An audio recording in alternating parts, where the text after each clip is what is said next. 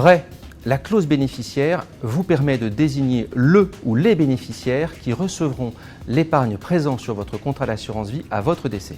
Une clause bénéficiaire mal rédigée peut avoir plusieurs conséquences. La première, c'est de ne pas attribuer aux personnes que vous avez désignées les capitaux que vous leur laissez.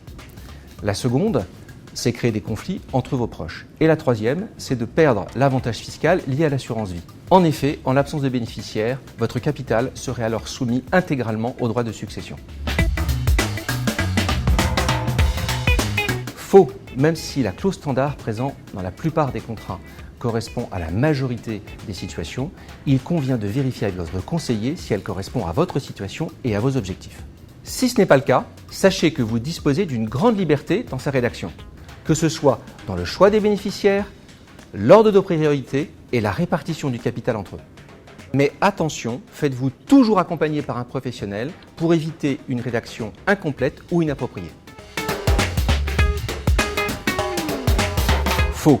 Elle doit toujours correspondre à votre situation personnelle. Un veuvage, une disparition prématurée, un divorce, une brouille amicale ou familiale sont autant d'occasions de revoir votre clause bénéficiaire.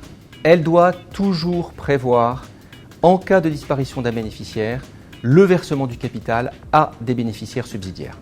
Par exemple, supposons que vous ayez rédigé votre clause ainsi. Mon frère Paul, s'il décède avant vous, et que vous ne changez pas votre clause bénéficiaire, l'assureur pourrait être dans l'incapacité de verser le capital décès selon votre volonté.